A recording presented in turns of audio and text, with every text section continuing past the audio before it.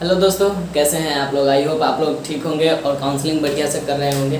Counselling आप लोग का हो चुका है, चॉइस फिलिंग आप लोगों ने कर लिया है और देन अभी आ चुका है लेटरल एंट्री का। जिन्होंने लेटरल एंट्री का एग्ज़ाम दिए थे उनका फर्स्ट अलॉटमेंट लेटर जारी कर दिया गया है बीसीसी बोर्ड के वेबसाइट पे। तो आप यहाँ से जाके ये डाउनलोड कर सकते हैं लेटरल एंट्री का। तो अब हम बात करते हैं, इस वीडियो में हम बात करेंगे कि डॉक्यूमेंट वेरिफिकेशन, देन डॉक्यूमेंट क्या क्या रिक्वायर्ड होता है एडमिशन के लिए फॉर 6 सेमेस्टर स्टूडेंट के लिए और 4th सेमेस्टर स्टूडेंट के लिए, यानी कि 4th सेम के लिए 4 सेमेस्टर के लिए एंड 6 सेमेस्टर के लिए। तो ये एक 3 साल का कोर्स होता है, एक 2 साल का कोर्स होता है। तो दोनों के लिए क्या क्या डॉक्यूमेंट रिक्वायर्ड है, तो इस वीडियो में हम लोग यही देखेंगे।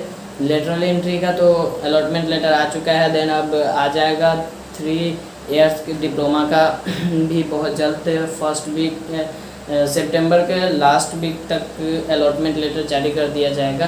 तो इससे पहले हम लोग डॉक्यूमेंट पूरा प्रिपेयर रखेंगे, क्योंकि डॉक्यूमेंट ना होने के कारण हमारा सीट अलॉट जो रहता है वो वेरीफाई नहीं हो पाता है, जिसके कारण हमें फिर थर्ड राउंड जो बढ़िया कॉलेज भी मिला रहता है वो खो जाता है और थर्ड राउंड का वेट करना पड़ता है। देन अगर हम लोग को फर्स्ट राउंड में ही मिल जाए कॉलेज, तो उसके लिए क्या क्या डॉक्यूमेंट रिक्वायर्ड है, कैसे हमने अपना डॉक्यूमेंट प्रॉपर करके हमने बिहार के टॉप 10 में 3 रैंक के कॉलेज में एडमिशन लिया और किन किन प्रोसेस से हमको गुजरना पड़ा। तो इस वीडियो को हम डिटेल्स में बना रहे हैं, तो आई होप आप लोगों को ये हेल्पफुल होगा।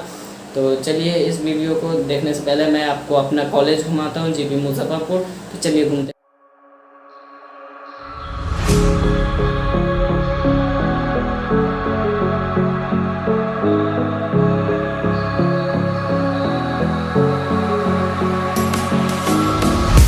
It was night today when you went. Get at it.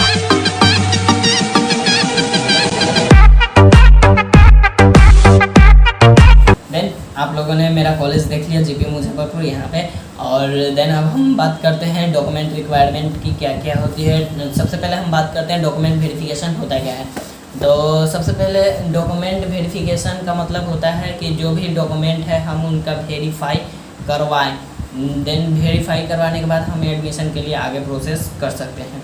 तो डॉक्यूमेंट में हमें अपना डॉक्यूमेंट वेरिफिकेशन के लिए जहाँ पे हमें सीट अलॉट किया जाता है बिहार में, वहीं पे डॉक्यूमेंट वेरीफाई होता है, देन आपका एडमिशन होता है। एडमिशन से पहले पूरा डॉक्यूमेंट हमारा प्रिपेयर होना चाहिए, जिसके कारण हमें एडमिशन में डिले नहीं होना चाहिए। क्योंकि मेरा 1-2 दिन डिले हो गया था एडमिशन को लेकर। टाइम स्टार्ट हुआ था 27 से और 30 तक लास्ट डेट था। तो मेरा 30 को ही एडमिशन हुआ था, क्योंकि लास्ट डेट में एडमिशन सेकेंड डेज हम गए थे एडमिशन के लिए, तो मेरा एक डॉक्यूमेंट छूट गया था, जिसके कारण मुझे फिर घर आना पड़ा। तो फिर डॉक्यूमेंट बनवा के फिर 1-2 दिन में जमा करना पड़ा। देन आपको जब डॉक्यूमेंट नहीं रहता है दैट टाइम, जब आपका एडमिशन हो रहा है, तो आपको कॉलेज के द्वारा कुछ डेट दिया जाता है कि इतने दिनों में आपकी ये डॉक्यूमेंट्स जमा करने हैं, सबमिट करने हैं कॉलेज को। तो आपको ऐसा नहीं है कि कॉलेज में आपका एक डॉक्यूमेंट छूट रहा है दैट टाइम, जब आप एडमिशन वेरिफिकेशन के लिए जाते हैं तो आपका एक डेट दिया जाएगा, इतने डेट को आपको 100% जाके जमा करना है। उससे पहले भी आप जाके जमा कर सकते हैं। देन उसके बाद आपको जमा नहीं लिया जाएगा, डिस्क्वालीफाई कर दिया जाएगा। तो इससे पहले कि हमारा ये नौबत ना आए कि हमें डिस्क्वालीफाई किया जाए सीट मिलने के बावजूद, बढ़िया कॉलेज मिलने के बावजूद भी, तो हमें क्या करना होगा। तो सबसे पहले हमें तो अपने डॉक्यूमेंट को लेकर एकदम सटीक रहना होगा। तो अब बात करते हैं कि हमारा डॉक्यूमेंट लगेगा क्या, आखिर हम ये डॉक्यूमेंट बनवाएंगे कहाँ से, क्या हम खुद से बना सकते हैं और कितना पैसा लगेगा इन सब डॉक्यूमेंट बनवाने में। तो देन हम बात करते हैं डॉक्यूमेंट की। तो आप डॉक्यूमेंट खुद से भी बना सकते हैं और किसी साइबर कैफे से डॉक्यूमेंट है क्या, जो डॉक्यूमेंट हम बताएंगे उसका लिंक हम डिस्क्रिप्शन में दे देंगे, आप वहाँ से जाके आप देख सकते हैं। उस साइट का लिंक दे देंगे कि ये डॉक्यूमेंट यहाँ से बनता है। देन आप वहाँ से खुद से भी अप्लाई करके ये डॉक्यूमेंट्स बनवा सकते हैं। तो चलिए चलते हैं डॉक्यूमेंट की बातें करते हैं। तो डॉक्यूमेंट में बात करते हैं तो फर्स्ट नंबर में वो आता है जो कैंडिडेट अप्लाई किए थे एंट्रेंस एग्ज़ाम के लिए और जिनका रैंक आ चुका है, जो काउंसलिंग चॉइस फिलिंग कर चुके हैं, वो मोस्ट वही जाके अपना डॉक्यूमेंट वेरिफिकेशन कराते हैं। देन उनके साथ उनका गार्जियन होना चाहिए, या वो मदर हो सकते हैं, फादर हो सकते हैं, ब्रदर एंड सिस्टर, कोई भी एक घर के मेंबर को आप एज अ गार्जियन तौर पे ले जाके अपना डॉक्यूमेंट वेरिफिकेशन एंड एडमिशन ले सकते हैं। देन अब बात करते हैं सेकेंड, तो DCEC जो कि BCEC के अंतर्गत आता है, जिसके द्वारा हम डिप्लोमा फाइनल करते हैं, यानी कि state board of technical education के अंतर्गत आता है। तो हम लोग डिप्लोमा सर्टिफिकेट के लिए अप्लाई करते हैं और देन एग्ज़ाम देते हैं। तो सबसे पहले हम जब अप्लाई करते हैं हमें एक part A and part B करके फॉर्म दिया जाता है, तो हमें वो निकलवा लेना है। यदि आपके पास पहले से है तो बहुत बढ़िया। डॉक्यूमेंट का कौन कौन सा कितना पेज लगेगा, तो लास्ट तक वीडियो को जरूर देखें। कि हार्ड कॉपी है तो कोई बात नहीं, आप इसको रखिएगा। अब सेकेंड बात करते हैं, तो सेकेंड नंबर है एडमिट कार्ड, जो कि DCEC के थ्रू आपको मिला है, जिससे आप एंट्रेंस एग्ज़ाम देने गए थे, जिस पे आपका एग्जामिनर सिग्नेचर किया हुआ है। जो सिग्नेचर्ड है वही आप यहाँ पे देख सकते हैं, जो सिग्नेचर्ड है सिर्फ वही वहाँ पे काम आएगा।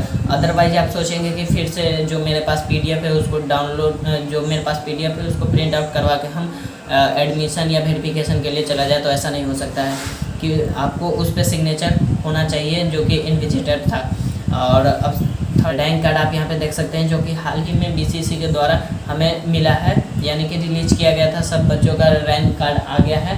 देन आप लोग चॉइस फिलिंग कर रहे हैं, काउंसलिंग कर रहे हैं, तो हमें रैंक कार्ड चाहिए। रैंक कार्ड के बाद अब हम बात करते हैं चॉइस फिलिंग, जो स्लिप होता है, जो हमने काउंसलिंग किया है, जो चॉइस लॉक किया है जितने कॉलेज में, उसका जो PDF हम लोग डाउनलोड करते हैं उसका हार्ड कॉपी निकलवा लेंगे।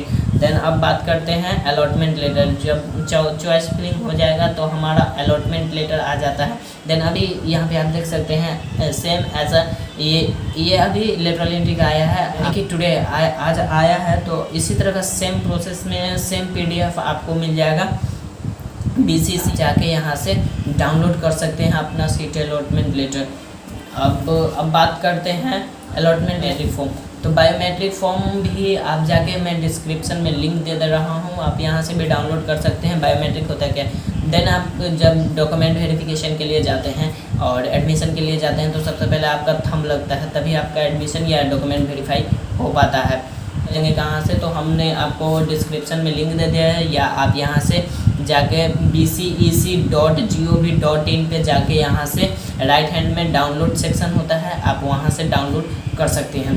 अब देन आप बात करते हैं जांच पर्ची। जांच पर्ची और बायोमेट्रिक फॉर्म दोनों एक ही PDF में मिल जाता है। पहले आप जब डाउनलोड कीजिएगा तो आपको जांच पर्ची ऊपर ही देखने को मिलेगा। देन सबसे लास्ट में जो नीचे का पेज होता है वहाँ पे आपको मिल जाता है बायोमेट्रिक फॉर्म। देन आपको बायोमेट्रिक फॉर्म एंड जांच पर्ची दोनों एक ही PDF में मिल जाएगा। देन हो गए जो हम BCEC में जब फॉर्म फिलअप करते हैं, उसके बाद DCEC हमें जो डॉक्यूमेंट प्रोवाइड करता है, देन हार्ड कॉपी के रिगार्डिंग हमसे फिर मांगता है एडमिशन के लिए एज एडमिशन एंड फिर डॉक्यूमेंट वेरिफिकेशन के लिए कि ये हमने आपको प्रोवाइड किया है। देन आप वो हमको दिखाइए, फिर you are eligible for admission, तो आप एडमिशन के लिए एलिजिबल हो जाएंगे। देन अब बात करते हैं कि हमसे जो DCEC बोर्ड हमसे नहीं दिया है हमको वो डॉक्यूमेंट, तो वो डॉक्यूमेंट हमसे मांग रहा है, तो कौन कौन सा डॉक्यूमेंट होगा। तो फर्स्ट हम बात करते हैं जिस बेस पे आपने फॉर्म भरा है, यानी कि 10th लेवल पे भरे हैं, 10th 12th दोनों का, यानी आपका लास्ट क्वालिफिकेशन यदि आपका 10th है तो 10th का आपका एडमिट कार्ड लगेगा। यदि आपका 12th है लास्ट क्वालिफिकेशन देन आपने भरा है 3 साल का डिप्लोमा कोर्स, तो आपको 10th का एडमिट कार्ड एंड 12th का एडमिट कार्ड दोनों लगेगा।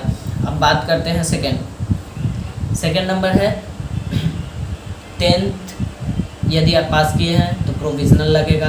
12th पास किए हैं फिर भी 10th और 12th का दोनों का प्रोविज़नल लगेगा। लेटरल एंट्री वाले हैं तो लेटरल एंट्री के लिए सिर्फ 12th का ही सब कुछ लगेगा, 10th का कुछ नहीं लगेगा उसमें।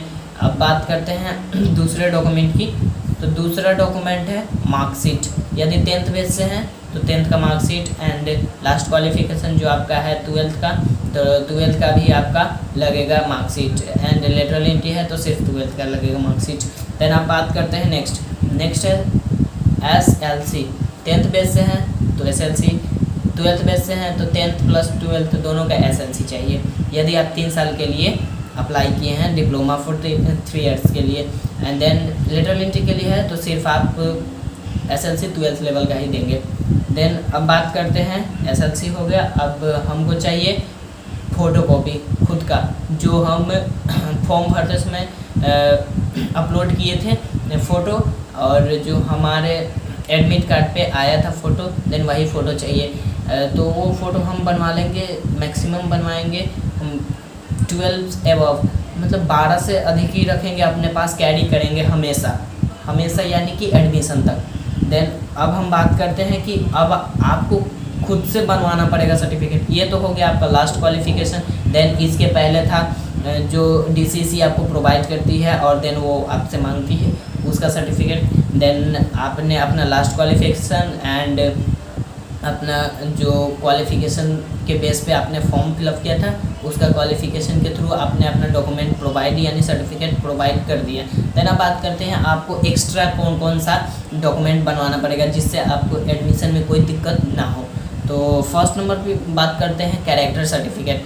कैरेक्टर सर्टिफिकेट आप जहां से अभी पास आउट हुए हैं यानी कि 10th बेस से हुए तो हाई स्कूल से, एंड इंटर से पास हुए मतलब 12th से पास हुए तो 12th बेस से आप जाके कॉलेज में एक छोटा सा, मैं आपको डिस्क्रिप्शन में लिंक दे रहा हूँ, आप वहाँ से PDF डाउनलोड करके देन आपको वहाँ से फिर अपने कॉलेज में जाके, कॉलेज या हाई स्कूल में जाके प्रिंसिपल से सिग्नेचर करवा के देन वहाँ पे मोहर लगवा के डेट चढ़वा के और आप वहाँ से ला सकते हैं एज अ कैरेक्टर सर्टिफिकेट।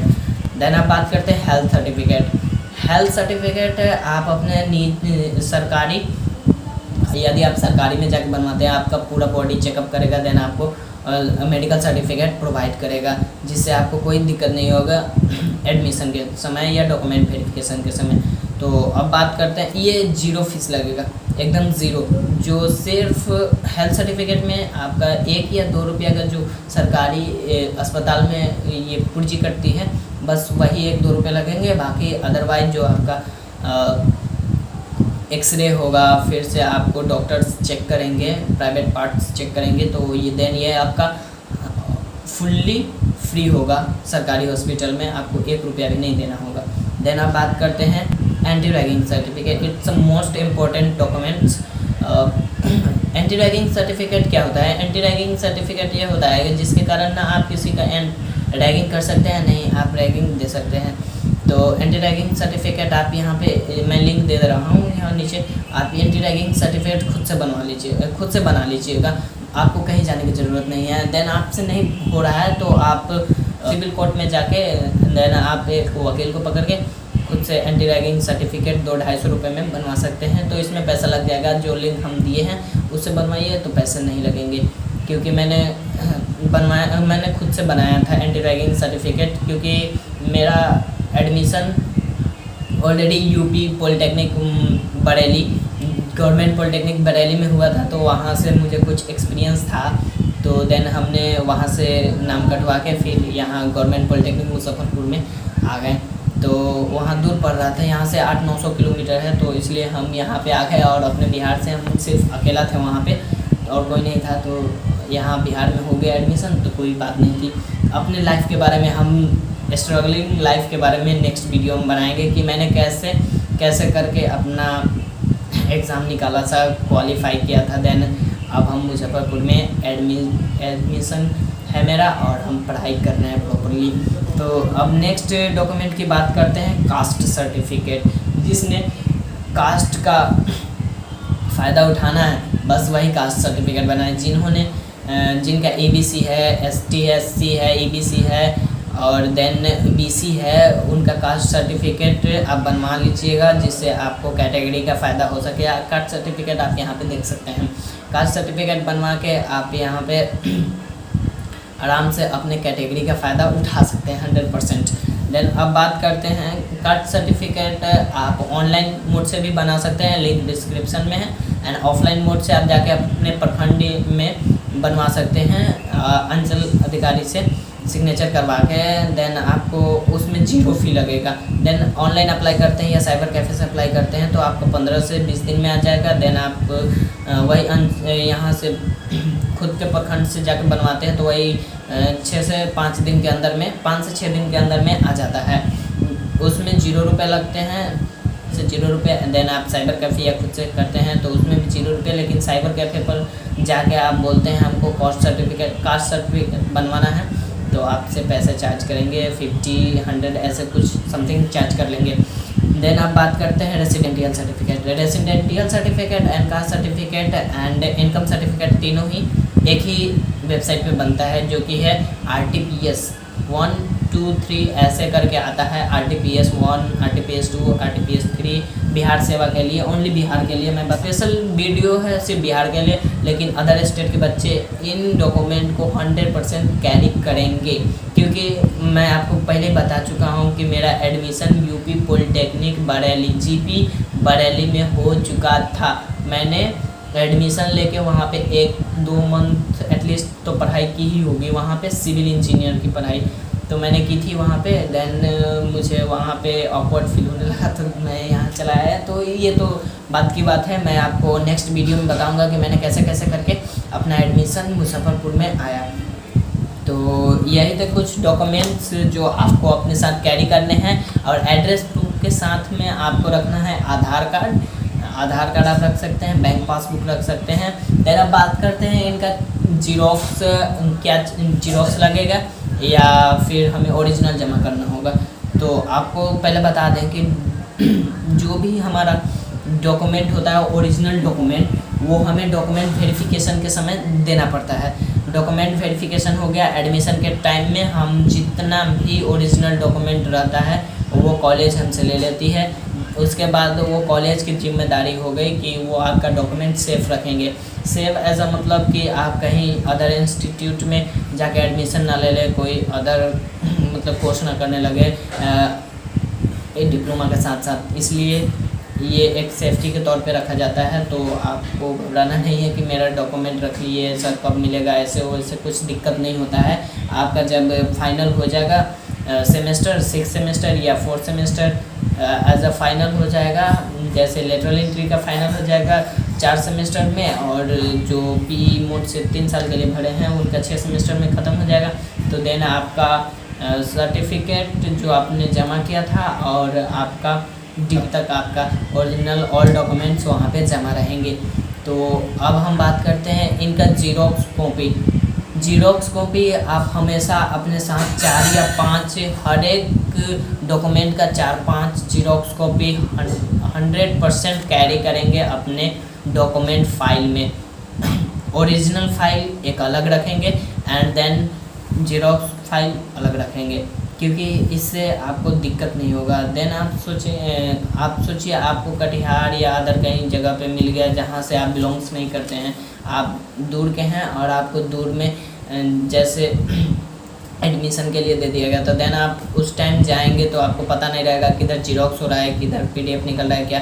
तो देन आपके पास 4-5 कॉपीज़ रहेंगी, तो आप जितना वहाँ पे लगेगा आप वहाँ पे दे सकते हैं।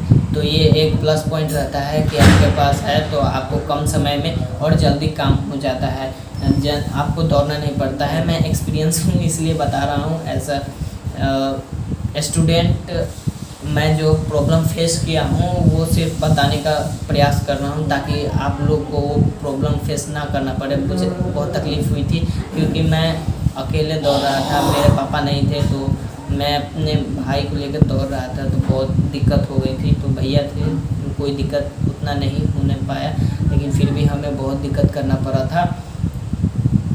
तो यही कुछ डॉक्यूमेंट्स है जो कि मैं डाउनलोड कर सकते हैं। देन आप डिस्क्रिप्शन में जाके भी डाउनलोड कर सकते हैं। तो इस ब्लॉग को एंड तक देखने के लिए thank you so much and I hope आप लोगों को ये ब्लॉग हेल्पफुल लगा होगा। देन आपका स्वागत है GP Muzaffarpur polytechnic college Muzaffarpur में। देन आपका एडमिशन, जिनका एडमिशन या अलॉटमेंट मुजफ्फरपुर में आता है वो हमें मैसेज करेंगे।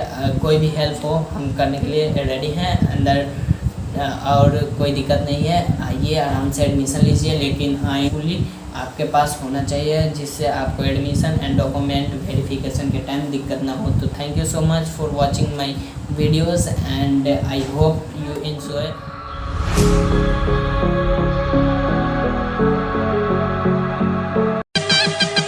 Yeah.